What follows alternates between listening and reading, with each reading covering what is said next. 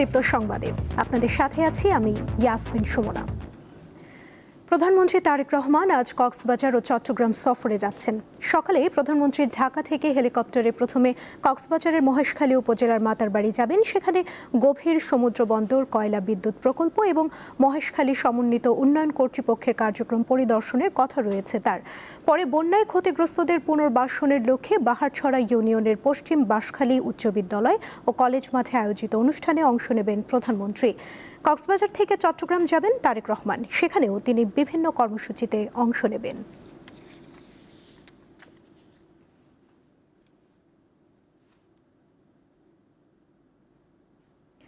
প্রধানমন্ত্রী তারেক রহমান বলেছেন, রাজনীতিতে থাকা কিংবা রাজনৈতিকভাবে সচেতন হওয়া গণতান্ত্রিক রাষ্ট্রে অস্বাভাবিক নয়, কিন্তু রাজনৈতিক সম্পৃক্ততা যাতে পেশাগত দায়িত্ব পালনে বাধা না হয়ে দাঁড়ায় সে বিষয়ে চিকিৎসকদের সতর্ক থাকতে হবে।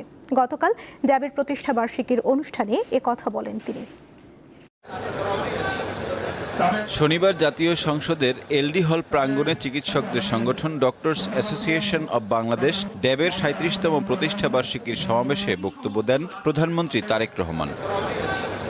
তিনি বলেন, দেশের রাজনৈতিক সিদ্ধান্ত প্রায় সব ক্ষেত্রকেই প্রভাবিত করে, তাই চিকিৎসক সহ পেশাজীবীদের রাজনৈতিকভাবে সচেতন থাকা অযৌক্তিক নয়, তবে পেশার প্রতি দায়িত্বশীলতাই থাকতে হবে সবার আগে। একটি গণতান্ত্রিক রাষ্ট্রে যেহেতু রাজনৈতিক সিদ্ধান্ত প্রায় সকল কাজকেই প্রভাবিত করে, সেহেতু শিক্ষার্থী, শিক্ষক কিংবা পেশাজীবী সবাই যার যার মতাদর্শ অনুসারে রাজনৈতিকভাবে সুসংগঠিত থাকবেন, তবে রাজনৈতিক সম্পৃক্ততা যেন নিজেদের পেশাগত দায়িত্ব পালনে বিঘ্ন না ঘটায়। স্বাস্থ্য খাতের অবকাঠামোগত উন্নয়নের পাশাপাশি চিকিৎসকদের সেবার মানসিকতার ওপরও গুরুত্ব দেন প্রধানমন্ত্রী। উপজেলা স্বাস্থ্য কমপ্লেক্সকে শতশয্যায় উন্নীত করা এবং হেলথ কার্ড চালুর পরিকল্পনার কথা তুলে ধরে তিনি বলেন, শুধু অবকাঠামো তৈরি করলেই স্বাস্থ্য খাতে কাঙ্ক্ষিত সাফল্য আসবে না। বর্তমান সরকারের নীতি হচ্ছে prevention is better then cure.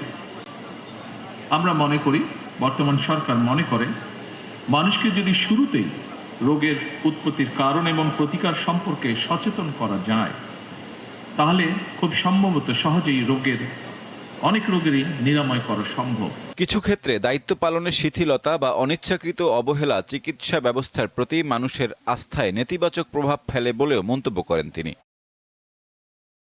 এর আগে প্রধানমন্ত্রী ও তার সহধর্মিণী ডাক্তার জুবাইদা রহমান জাতীয় সংসদ ভবনের এলডি হল প্রাঙ্গণে নিম ও অর্জুনের গাছের চারা রোপণ করেন। পরে জাতীয় ও দলীয় পতাকা উত্তোলন এবং বেলুন ও পায়রা উড়িয়ে চিকিৎসক সমাবেশের উদ্বোধন করেন প্রধানমন্ত্রী। সাইফুর রহমান শিশির, দীপ্ত বার্তাকক্ষ। দক্ষিণ পশ্চিম বঙ্গোপসাগর ও তৎসংলগ্ন উত্তর ওড়িশা উপকূলে একটি লঘুচাপ সৃষ্টি হয়েছে। এর প্রভাবে বাংলাদেশের বিভিন্ন বিভাগে দমকা হাওয়া সহ হালকা থেকে মাঝারি ধরনের বৃষ্টি হতে পারে। কোথাও কোথাও মাঝারি থেকে ভারী বর্ষণও হতে পারে বলে পূর্বাভাস দিয়েছে আবহাওয়া অধিদপ্তর। সন্ধ্যা ৬টার মধ্যে রংপুর, ময়মনসিংহ, খুলনা, চট্টগ্রাম ও সিলেট বিভাগের অনেক জায়গায় এবং রাজশাহী, ঢাকা ও বরিশাল বিভাগের কিছু জায়গায় দমকা হাওয়া সহ হালকা থেকে মাঝারি বৃষ্টি ও বজ্র সহ বৃষ্টি হতে পারে। সেই সঙ্গে দেশের কোথাও কোথাও মাঝারি ধরনের ভারী থেকে ভারী বর্ষণেরও পূর্বাভাস দিয়েছে আবহাওয়া অফিস। সারা দেশে দিনের তাপমাত্রা সামান্য কমতে পারে।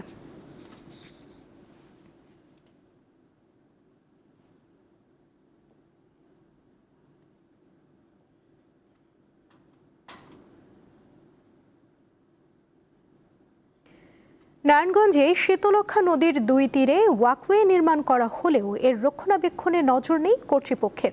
নানাভাবে ক্ষতিগ্রস্ত হচ্ছে ওয়াকওয়ের রেলিং, নদী তীর ঘেঁষে নিয়মিত ফেলা হচ্ছে বর্জ্য। নদী রক্ষায় সৌন্দর্য বর্ধন ও ওয়াকওয়ে নির্মাণ করা হলেও সেখানে ফেলা হয় ময়লা। ওয়াকওয়ে রেলিংয়ে বাঁধা হচ্ছে জাহাজের রশি, এতে অনেক স্থানে ভেঙে গেছে রেলিং। এমন দৃশ্য নারায়ণগঞ্জ শহরের ৫ নম্বর ঘাট থেকে নিতাইগঞ্জ খালঘাট পর্যন্ত। প্রায় ৩.৫ কিলোমিটার ওয়াকওয়ে নির্মাণের পর স্বস্তি ফেরে সচেতন মহলে, তবে সেই ওয়াকওয়ে এখন হয়ে উঠেছে অসুন্দরের প্রতীক। ময়লা গন্ধ মন্দ, কোনো পরিষ্কার পরিচ্ছন্নতা করে না, এগুলি রেলিং মেলিং ভাঙ্গা লইছে, সরকার কোনো কেয়ার করে না, খেয়াল করে না। রাস্তায় এত ময়লা ফেলাইছে যেগুলো আমরা সাধারণ মানুষরা হাইটে যেতে খুব কষ্ট হয়ে যেতেছে। রেলিংগুলো সব নষ্ট হয়ে গেছে বা ব্যাংচুর করেছে, রোডও কিন্তু ভাঙছে। এটা যাতে আর কেউ না ফেলে বা তাদেরকে এমন একটা ভয় দেখাতে হবে যাতে শাস্তির ব্যবস্থা করতে হবে যাতে এখানে আর ময়লা না ফেলে। প্রকাশ্যে বর্জ্য ফেলা হলেও তার রোধে কর্তৃপক্ষের কোনো উদ্যোগ নেই। তবে বিআইডব্লিউটিএ কর্তৃপক্ষ জানিয়েছে অকওয়ে সংরক্ষণে কাজ শুরু হয়েছে। আমি যদি শীতলক্ষার দিকে দেখি তাহলে নোংরা একটা দুর্গন্ধ শীতলক্ষা, আর ওয়াকওয়েতে এমন অবস্থা হয়েছে যেটা ধ্বংসস্তূপ হয়ে গেছে। প্রশাসন একেবারে নির্লিপ্ত, প্রশাসনের কোনো রকম প্রশাসন যেটাকে ঠিকঠাক রাখবে বা যারা ময়লা ফেলছে তাদের বিরুদ্ধে ব্যবস্থা নেবে, আইনগত ব্যবস্থা নেবে, সেই ধরনের কোনো ব্যবস্থা এখানে নাই। আমাদের যে ওয়াকওয়ে যে নির্মাণ করেছে এই ওয়াকওয়ে কিন্তু একটা ব্যবস্থাপনা আমাদের অলরেডি আমাদের হেড অফিস কাজ করছে, কিভাবে ওয়াকওয়ে সংরক্ষণ করা যায়, কিভাবে ওয়াকওয়ে যাতে ক্ষতিগ্রস্ত না হয় সেই ধরনের একটা আমাদের নীতিমালা অলরেডি প্রণয়ন করা হচ্ছে। খুব শীঘ্রই আমরা এই নীতিমালা প্রণয়ন হলে সেই অনুযায়ী আমরা ব্যবস্থা নিব। 2009 সালে শীতলক্ষা সহ রাজধানীর আশেপাশে 4 নদী রক্ষায় নির্দেশ দেয় হাইকোর্ট। 2014 সালে শীতলক্ষার 2 তীরে নির্মাণ করা হয় ওয়াকওয়ে। কাউসার আহমেদ, দীপ্ত, বার্তাকক্ষ। পটুয়াখালীর দুমকি উপজেলার লেবুখালী ভাড়ানী খালের ওপর নির্মিত আয়রন সেতুটি 5 বছর ধরে বিধ্বস্ত অবস্থায় পড়ে আছে। 2021 সালের জানুয়ারিতে এটি ভেঙে যাওয়ার পর থেকে লেবুখালী, আঙ্গারিয়া ও পাঙ্গাশিয়া ইউনিয়নের মানুষ প্রতিদিন ঝুঁকি নিয়ে খেয়া নৌকায় খাল পারাপার হতে বাধ্য হচ্ছেন। 2009 সালে পটুয়াখালীর দুমকি উপজেলার লেবুখালী হাবিবুল্লাহ মাধ্যমিক বিদ্যালয় সংলগ্ন এই ভাড়ানী খালের উপর একটি আয়রন ব্রিজ নির্মাণ করে এলজিইডি। এ উপজেলার লেবুখালী, আঙ্গারিয়া এবং পাঙ্গাশিয়া এই 3 ইউনিয়নের প্রায় 40,000 মানুষের যাতায়াতের একমাত্র মাধ্যম ছিল এই সেতুটি। তবে 2019 সালে একটি কার্গোর ধাক্কায় এই সেতুটি অনেকটা ক্ষতিগ্রস্ত হয়। এর কিছুদিনের মধ্যেই সেতুটি মেরামত করলে পুনর্নির্মাণ করা হলেও 2021 সালে ফের বালু ভর্তি একটি কার্গোর ধাক্কায় সেতুটির একাংশ বিধ্বস্ত হয়ে নদীতে পড়ে যায়। পরে যাতায়াতের সুবিধার্থে এই এলাকার সাধারণ মানুষ এই খালের উপর একটি খেয়া নৌকা চালু করে। তবে নদীটিতে প্রচণ্ড স্রোত রয়েছে, এতে বিদ্যালয় যাওয়া আসা করতে এবং এখানকার কৃষক সহ যে গর্ভবতী নারী রয়েছে তারা কিন্তু অনেকটা আতঙ্কে এই খালটি পারাপার করে।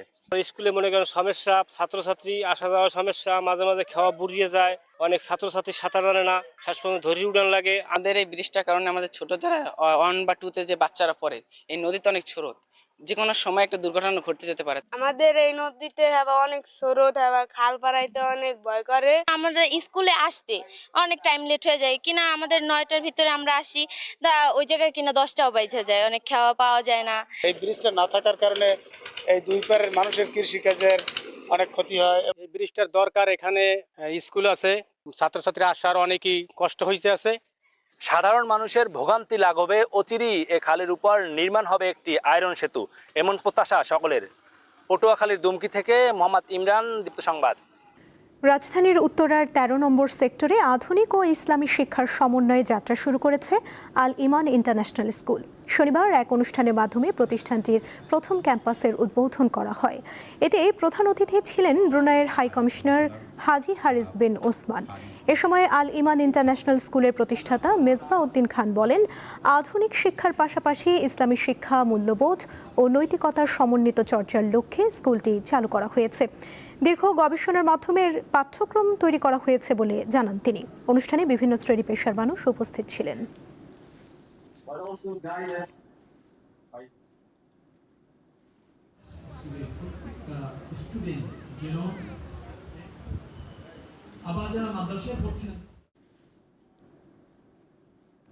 আন্তর্জাতিক প্রসঙ্গ।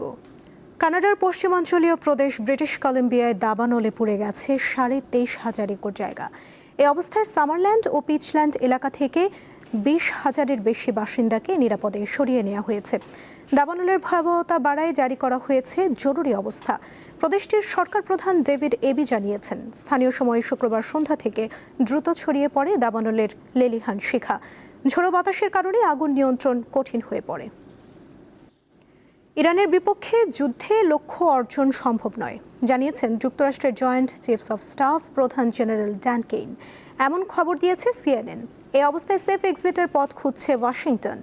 এদিকে ইরানের বিপ্লবী গার্ড বাহিনী IRGC জানিয়েছে ওমানের সঙ্গে চুক্তি হলেও যুক্তরাষ্ট্র সব শর্ত মেনে না নিলে হরমুজ প্রণালী উন্মুক্ত করা হবে না। যুদ্ধ কূটনীতি কোনো কিছুতেই ইরানকে বাগে আনতে পারছে না যুক্তরাষ্ট্র। ওয়াশিংটনের হামলার জবাবে পাল্টা হামলা, হুঁশিয়ারির জবাবে পাল্টা হুঁশিয়ারি দিচ্ছে তেহরান। বিশ্বের জ্বালানি সরবরাহের গুরুত্বপূর্ণ নৌরুট হরমুজ প্রণালী খুলে দেয়া নিয়ে ওয়াশিংটন তেহরানের উত্তেজনা এখন তুঙ্গে।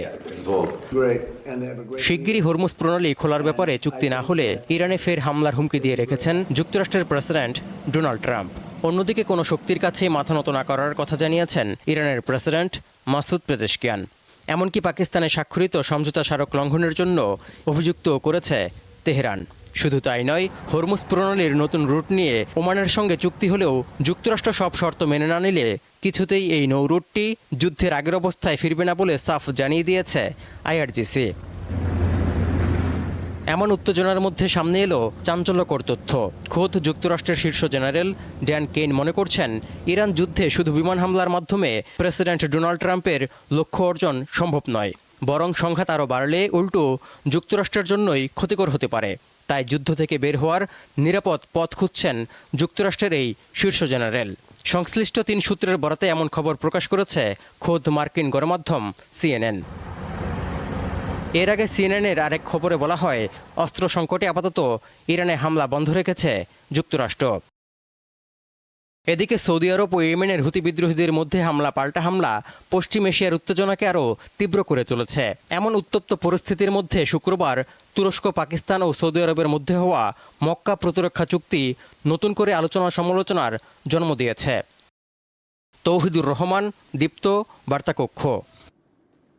এই ছিল এখনকার মতো। পরবর্তী সংবাদ বেলা 12টায় দেখার আমন্ত্রণ রইল।